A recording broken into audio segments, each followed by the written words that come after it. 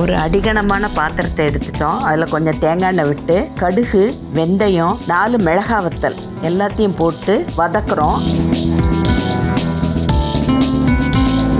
அதோட 4 பல் நச்ச பூண்டு சேர்த்து நல்லா வதக்கிட்டு இருக்கோம். இதோட 10 சின்ன வெங்காயத்தை பொடியாக நறுக்கி அதையும் சேர்த்துட்டோம். சேர்த்து நல்லா வதக்கி விடுறோம். ரொம்ப கலர் மாதிரி ப்ரௌனாக வர வேண்டாம். ஒரு பச்சை மிளகாயும் 1 தக்காளி பொடியாக நறுக்கின தக்காளியும் இதோட சேர்த்து நல்லா வதக்கி விடுறோம். நல்லா மசியட்டும். கொஞ்சம் உப்பு போட்டே மசிய வேக வைக்கலாம்.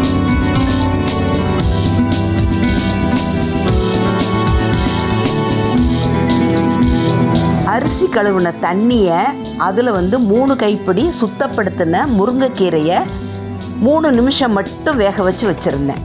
அதை இந்த தக்காளியோட சேர்த்தாச்சு. சேர்த்து ஒரு கொதிச்சு வரட்டும். கொதிச்சு வரும் பொழுது அரைமுடி தேங்காயை அரைச்சி முதல் பாலும் 2வது பாலும் எடுத்து வச்சுருக்கோம். அதில் 2வது பாலை இந்த முருங்கைக்கீரை சேர்த்தோம்ல அதோட சேர்த்தாச்சு. சேர்த்து ரசம் மாதிரி பொங்கி வரட்டும். பொங்கி வரும்போது அடுப்பை அணைச்சிட்டு முதல் பாலையும் சேர்த்துட்டோன்னா ரொம்ப ருசியான முருங்கைக்கீரை தேங்காய் பால் சாறு ரெடி.